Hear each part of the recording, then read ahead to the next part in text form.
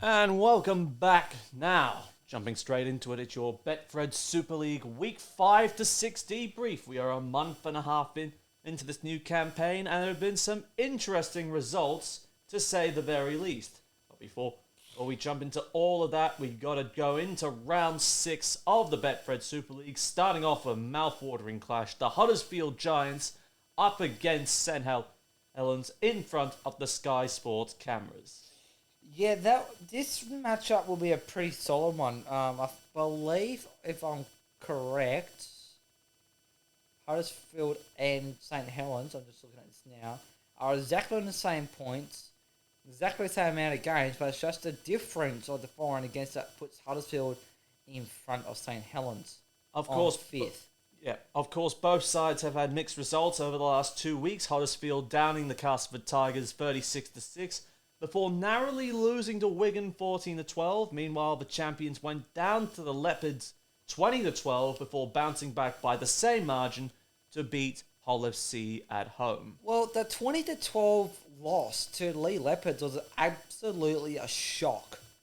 I mean, yes, the Saints are up 12-0 at half-time, but that was it. The Leopards just come flying at them, and St. Helens didn't know what to do with themselves. Yeah, that was a little bit of a shock to the system, to say the least, that Leigh actually scored a win against a World Cup Challenge hangover over on Saints, but once again, they just find a way to win in games, bounce back for a second win under Paul Ellens. But it was really a boring first half against really the blue and whites on this occasion. Yeah, there's only literally one try, and that was with 2 minutes to go into the break. And how stupid is it from Hull? I mean, sure, they got torched by Salford 60-14 roughly, the week before.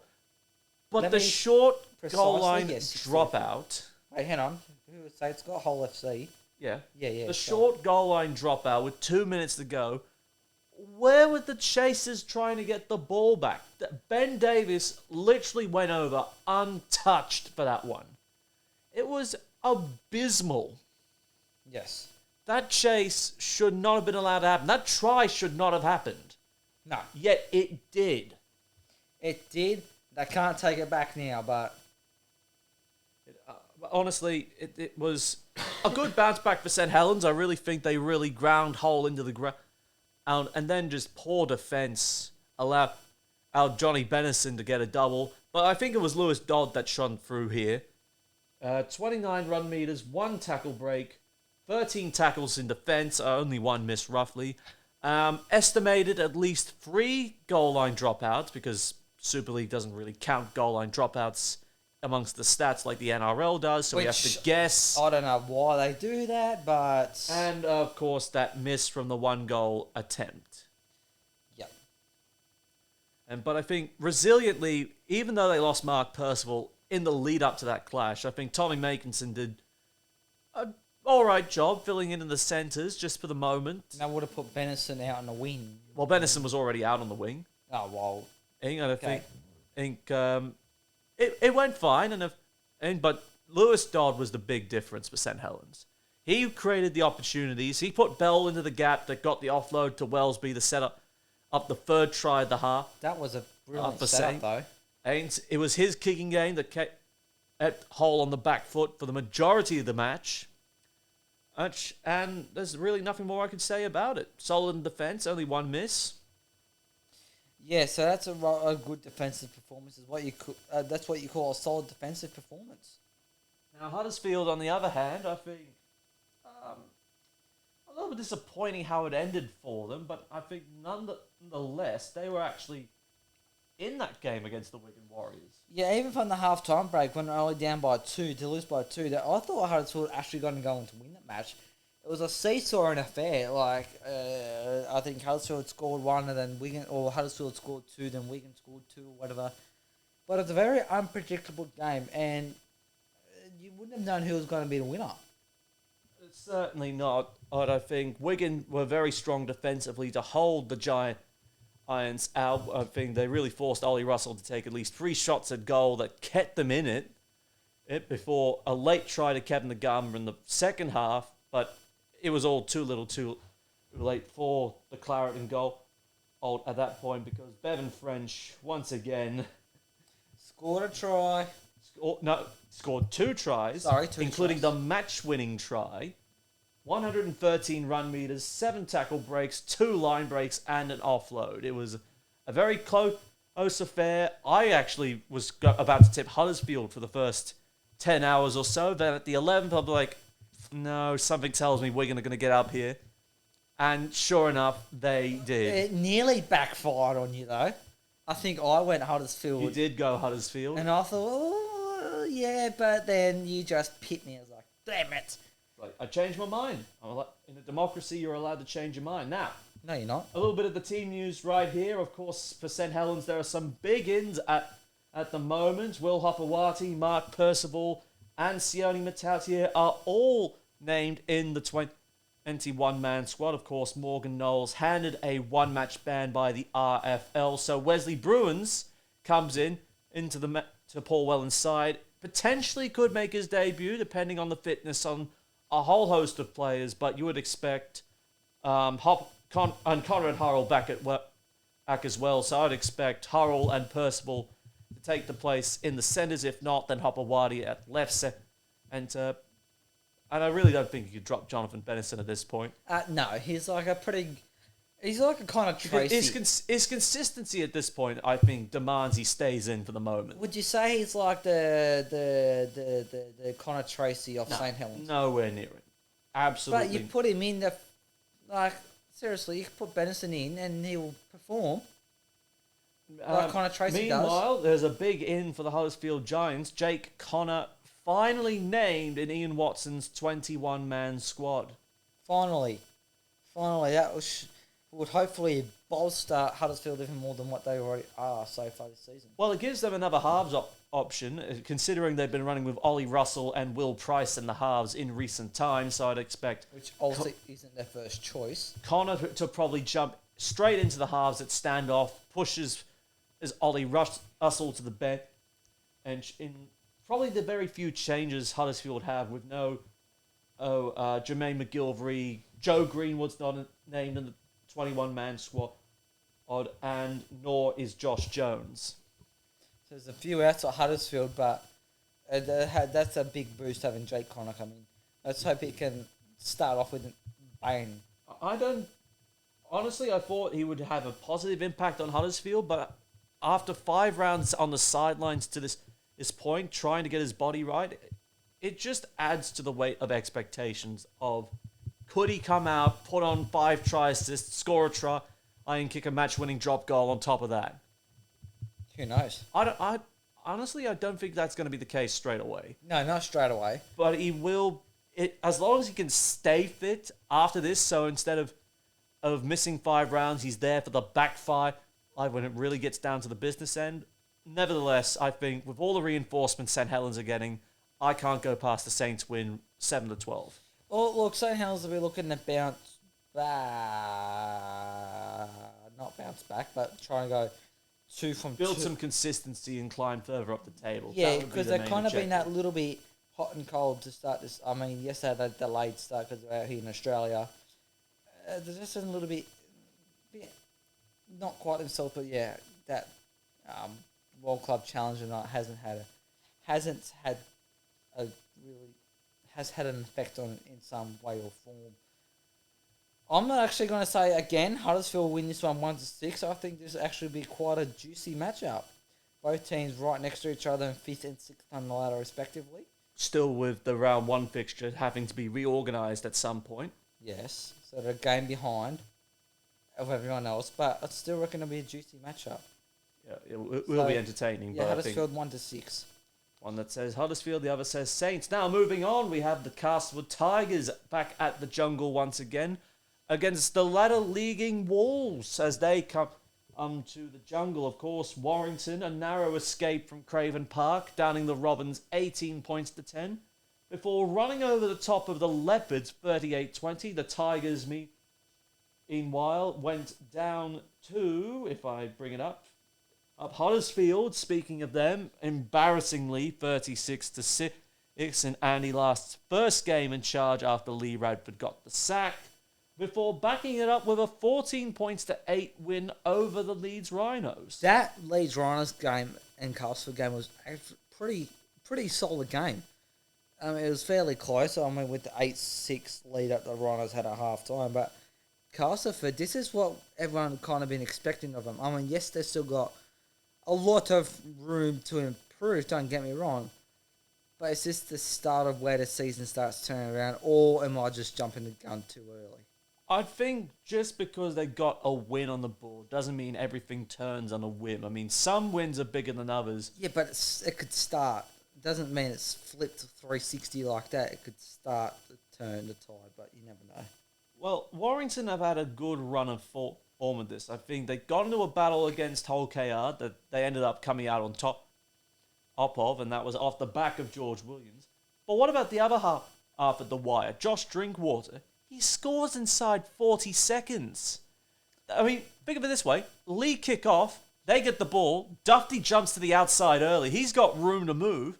And then he finds Josh Drinkwater backing up on the inside. And then bang, before it even hits a minute, Warrington are already up 4-0. Yep.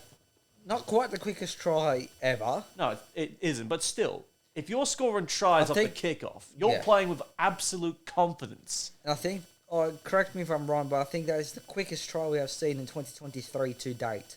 I think, so far this is this year's quickest try. But, yeah. But it's not the quickest try of all time. No, we know what... No one can score inside 7 seconds like what happened at Craven Park 2 years ago against Huddersfield. Was it Sam Wood that scored that try, or was it Jordan Abdul? I thought it was Ryan Hall. No, he was on the other side. I don't know. It might have been Jordan Abdul.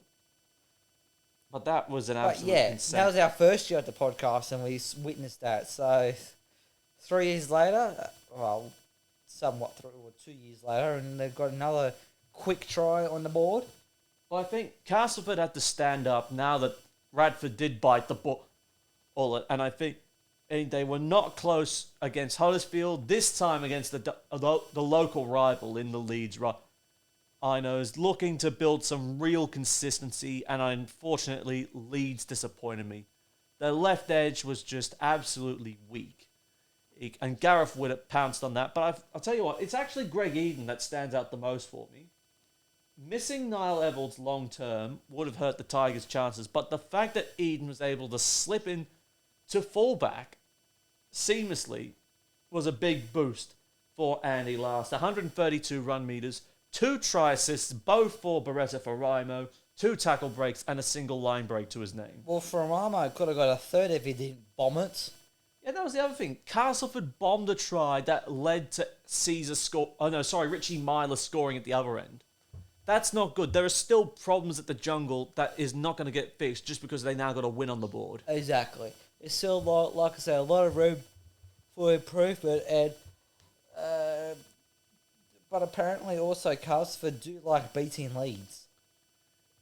Well, arch rivals. What do you expect them to do? Exactly. The Yorkshire rivals there. I don't know where Castleford think they're going to go from here, but it is a long road at this point. And Warrington, you look at the forward pack, I think Josh Maguire might be 1 or 2 weeks further away from coming back. They got their first choice forwards back. It's a formidable pack they're going to have to stand up to. And George Williams is probably amongst the form halves of the comp at the moment. Oh, no doubt about that. Really, Warrington are surprising everyone to an extent. We know how they fell away at the same point last year after recording 3 straight 8 victories to open the year. So far, they are setting the table on fire because of their ferocious start. I don't think anyone had tipped them to be at this point in time at the top of the leaderboard this early on in the season. No. I don't think anyone would have them finishing in the top 6. I've got them in the top 6, remember? Well, you do, but I don't. But for them to come out the way they've been coming on to bounce back after what was a shit year for them last year, they're starting off really well. But I hope that it does continue for them. And between the quality of what Warrington have been doing so far this year compared to Castleford, Warrington are easily the higher up one. I think Warrington goes 6-0 at this point. But between them and the Catalan Dragons, I think Warrington will go 6-0. Castleford, they are going to get out-muscled, and I think George Williams and Matt Duffy will have a field day. And Warrington 13-20. Read my mind, exactly the same as me. Warrington will continue on their impressive start to the season.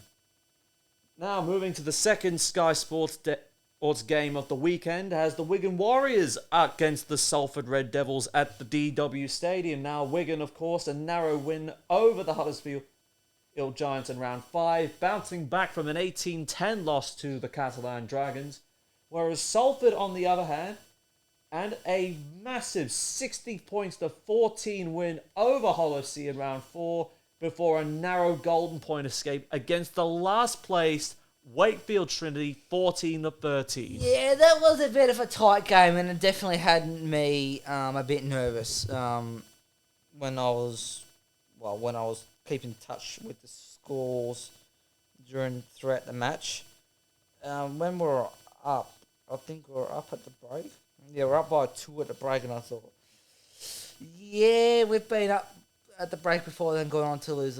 But seriously, against Wakefield, out of all teams, I thought we would have absolutely blown them out the park, but I was a little bit wrong. Well, the good news for Trinity fans, they finally were able to score 2 tries on this occasion after getting duck-egged the last 2 weeks. And were they both at their home the last 2 weeks? Wakefield? No? Besides... No, round 2 was a 60-0 drubbing at the DW before an 8-0 loss to Huddersfield on their home turf. Which we have got some more news about. Well, we will get to that shortly. Yes. Look, I think Wakefield, they really adjusted nicely, I think, in finally breaking down a defensive opposition for once. George DeFu found himself a little bit in the clear, and then Corey Hall, I believe, backing up on the inside. And look, I think Mason Leigh, should have probably nailed the goal with the second try, but hey, that's how things work out. You're not going to nail all the goals all the time. Exactly. But the fact that Salford, put it this way, you put 10 tries, the equivalent of 10 tries on Hollow 7 days earlier, and you failed to go past 3 on this occasion. Yeah, I don't know what went wrong there. I mean, we destroyed Hull the week before, but you got dragged into a low-scoring affair against the last-place Wakefield side that you shouldn't be getting dragged into with. Well, no, not at all. Yeah, I was a little bit nervous that game, but a win's a win. That's all that matters. Well, anyway, the way that we did it shouldn't have happened, especially, like I said, against Wakefield, which I thought we would have absolutely destroyed the shit out of them. The fact that they forced you in the golden point, aside with Brodie Croft, Mark Sneed, Ryan Briley, and Andy Ackers, one is the reigning Man of Steel, 2 that were a part of England's World Cup winning, not winning, but certainly a successful World Cup campaign, and a whole host of quality players scattered throughout. Young centers like Dion on cross and versatile forwards, and I think the standout forward that deserves a bit of spotlight, Adam Sidlow.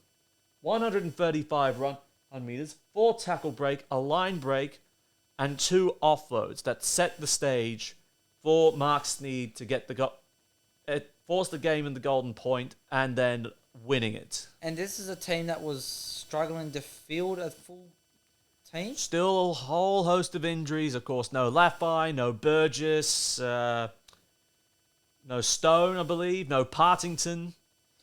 And we still managed to...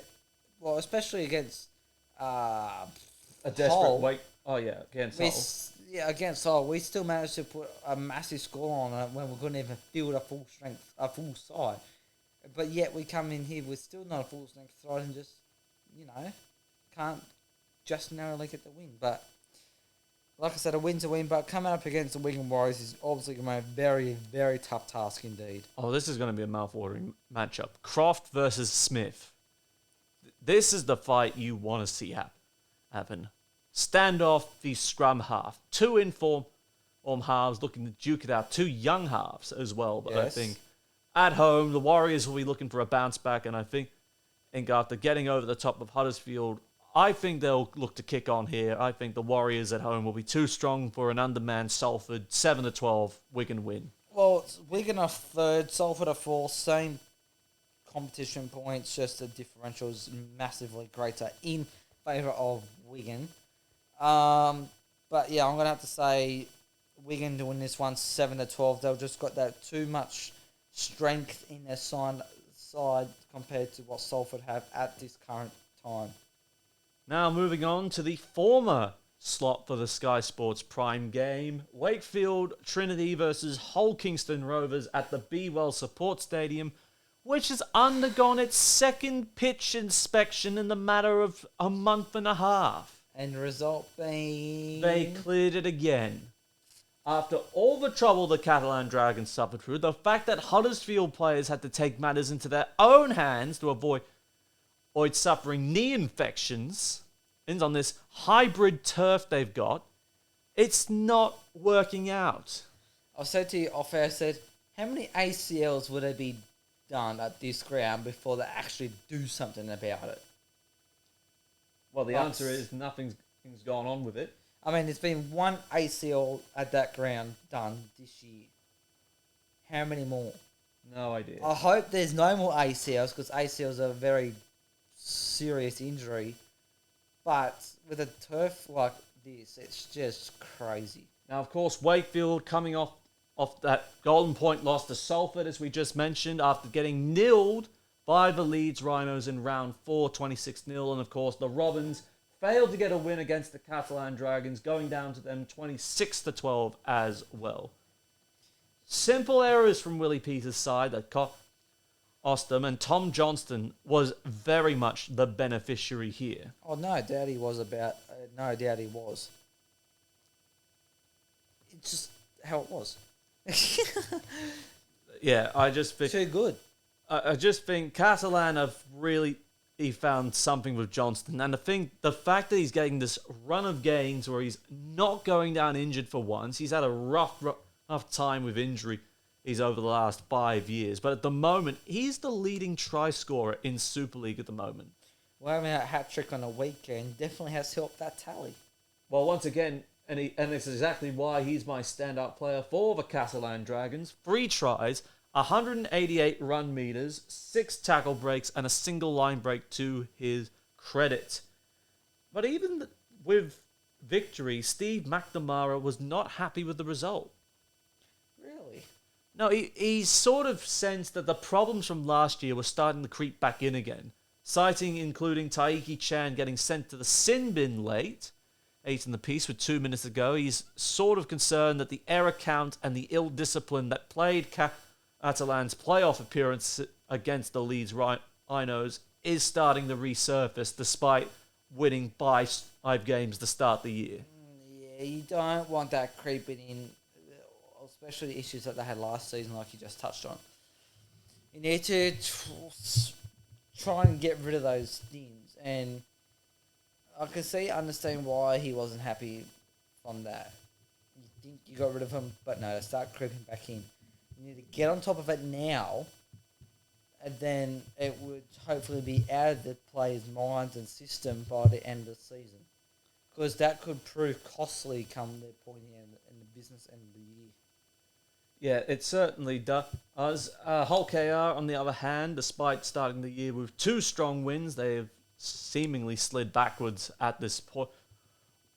Simple errors that allowed Tom Johnston to really tackle the field and put them on the back foot. Or they just let Catalan with cheap tries get away with it, and it not acceptable. Absolutely Again, not acceptable. A trip to the south of France has not paid off well for the visiting side, as multiple clubs have experienced this. And they are now going to be the 3rd team to play at Wakefield this year. Already, Eddie, with a second pitch inspection, probably by some miracle clearing that goddamn pitch. Has that, just thinking about it, has that pitch got something to do with all the works that's going on?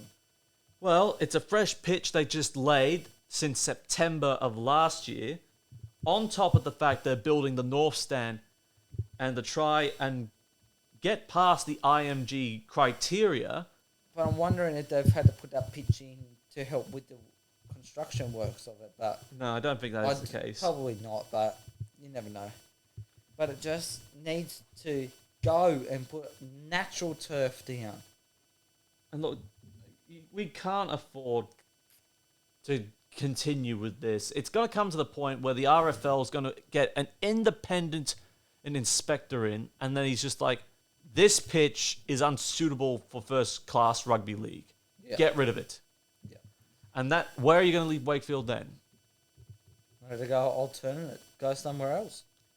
Well, I think the Robins will clean up here. I think Wakefield have not shown anything. They've only managed 2 tries in a month. 2 tries in a whole month. That's not good enough.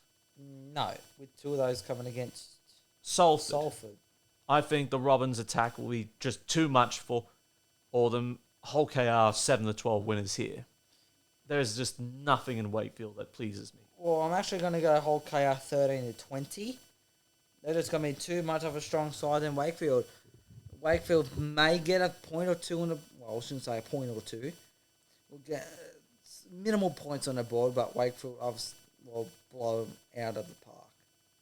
Now we've got the Leeds Rhinos up against the Castleford Dragons for your Channel 4 action this weekend. Of course, Leeds 14-8 losing to Castleford after downing Wakefield 26-0. James Bentley once again suspended for another match.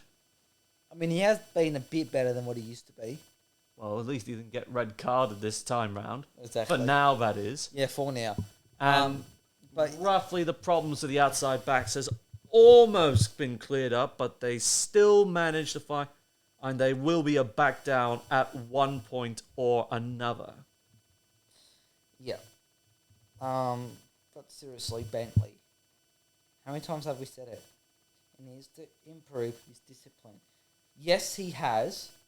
He's not coming back for a game, then gets suspended for another 3, then coming back and gets suspended for another 5 or whatever.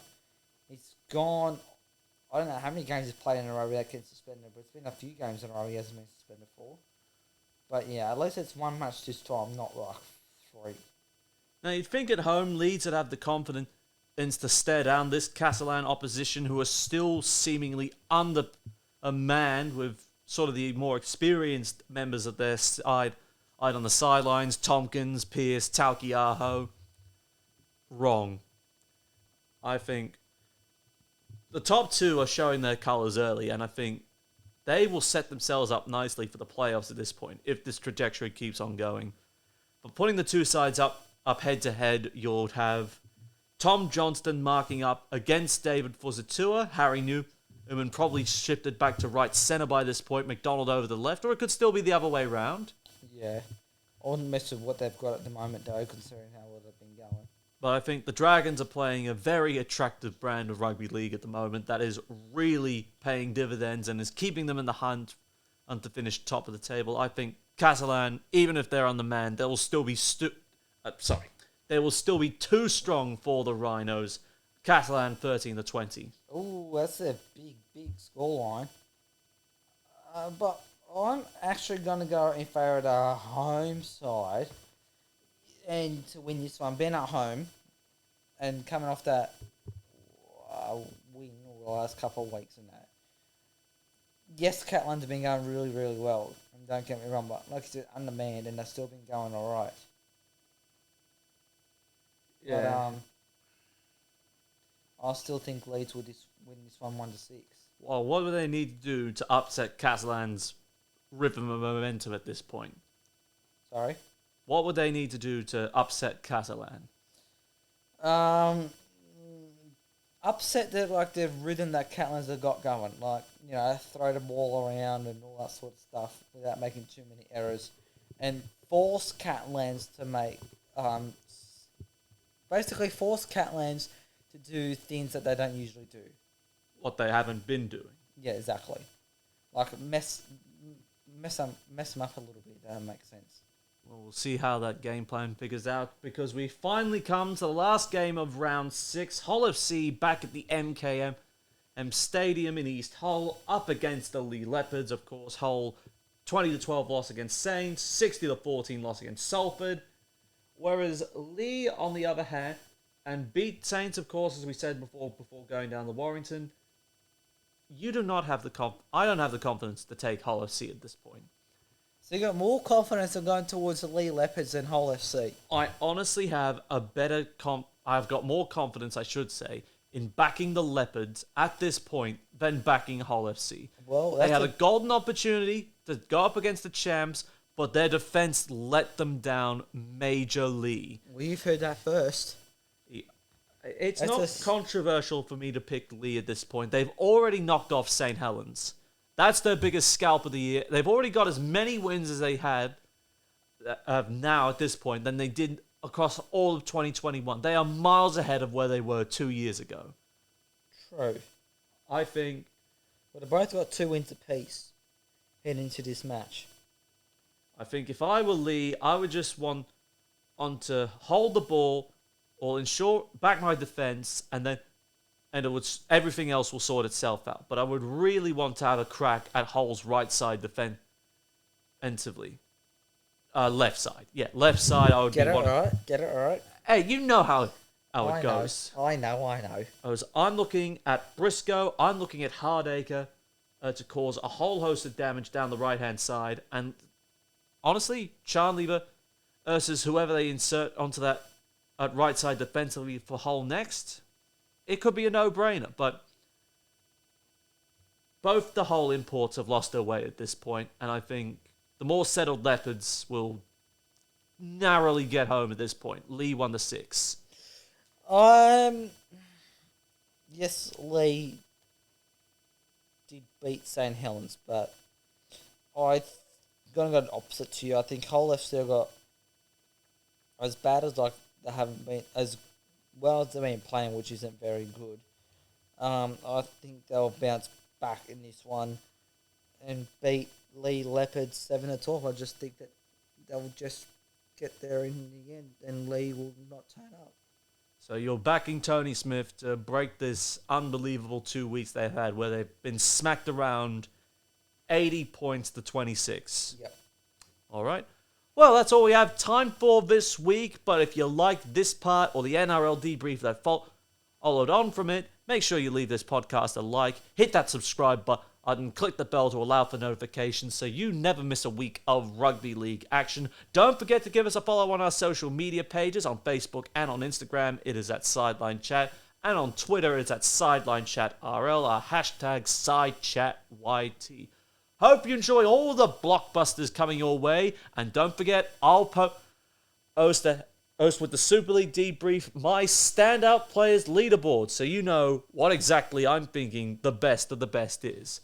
Along with Mark Hendry, I'm Connor Marcellus, and you have been listening to the Sideline Chat. We'll see you next week. Peace out.